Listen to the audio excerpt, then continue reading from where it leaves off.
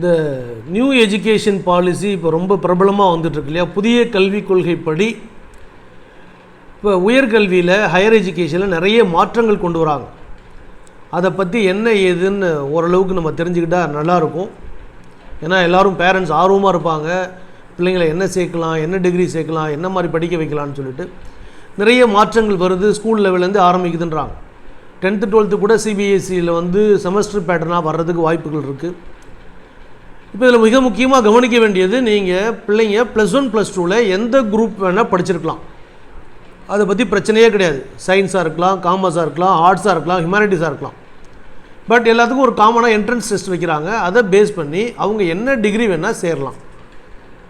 Commerce படித்தவங்க science படிக்கலாம், science படித்தவங்க காமர்ஸ் படிக்கலாம், ஆர்ட்ஸ் படித்தவங்க காமர்ஸ் படிக்கலாம், ஆர்ட்ஸ் படித்தவங்க சயின்ஸ் படிக்கலாம், பயாலஜி படிக்காதவங்களும் நீட் எழுதலாம். இவ்வளோ ஃப்ளெக்சிபிலிட்டி நிறைய கொண்டு வராங்க. அது நல்லதாக கெட்டதான்றது ரெண்டாவது விஷயம், சரிங்களா? அப்புறம் இந்த டிகிரி கோர்ஸ் 4 years சொல்கிறாங்க. ஒரு பிஏ, பிஎஸ்சி, ஒரு ஹானர்ஸ் அப்படின்றாங்க. இப்போ இந்த டிகிரி கோர்ஸ் சேர்றாங்க இல்லையா? இப்போ ஃபஸ்ட் இயரில் படிக்கிறாங்க. ஸோ அதுக்கப்புறம் அவங்களால படிப்பை தொடர முடியல, நிறுத்திக்கிறாங்க அப்படின்னா ஒரு சர்டிஃபிகேட் வந்துடும். அதோ நிறுத்திக்குவாங்க. பிஏ 1 year ஒரு சர்டிஃபிகேட் கிடச்சிடும். ஸோ 2 வருஷம் படிக்கிறாங்க, அதுக்கு மேலே என்னால் முடியலன்னா பிஏ டிப்ளமோ. ஸோ அந்த வருஷம் 3 வருஷம் படிக்கிறாங்க அப்படின்னா அது பிஏ டிகிரி. 4 வருஷம் அதை படித்து முடிக்கிறாங்கன்னா பிஏ ஹானர்ஸ். இப்படி தான் விதவிதமாக சர்டிஃபிகேட் கொடுக்க போகிறாங்க. 100% ஃப்ளெக்சிபிலிட்டி.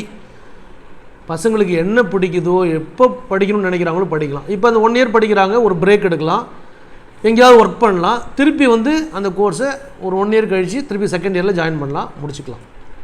இதில் யூஜி டிகிரிலேயே 1க்கு மேற்பட்ட சப்ஜெக்ட் எடுத்து படிக்கலாம். ஸோ இன்டகிரேட்டட் சப்ஜெக்ட் 2 சப்ஜெக்டை படிக்கலாம். அதுக்கு என்ன கரெக்டாக சொல்கிறாங்கன்னு கேட்டிங்கன்னா, இந்த கிரெடிட் பேஸ் பண்ணி அதை வந்து பிரிக்கிறாங்க. இவ்வளோ கிரெடிட் இவ்வளோ இருந்ததுன்னா.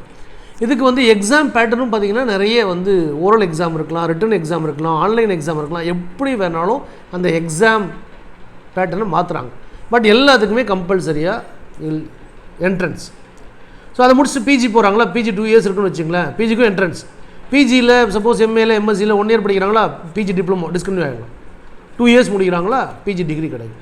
ஸோ இப்படி ஏகப்பட்ட ஒரு நெகிழ்வுத்தன்மையோடு கொடுக்குறாங்க. பட் நம்முடைய மாணவர்களுக்கு அது எந்த அளவுக்கு சாத்தியம்ங்கிறது மிகப்பெரிய கேள்விக்குறி. அதை விட மிக முக்கியமாக 2 வகையான பட்டப்படிப்புன்றாங்க.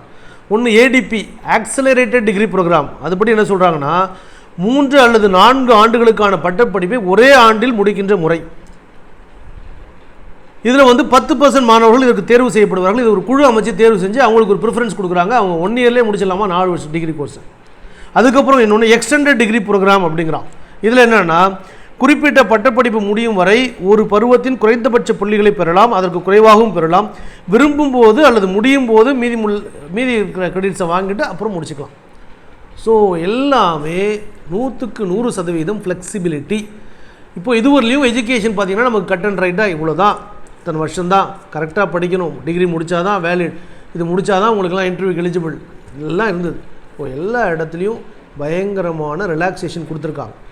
ஸோ இதில் கோச்சிங் சென்டர்ஸ் நிறைய வரதுக்கு வாய்ப்பு இருக்குது.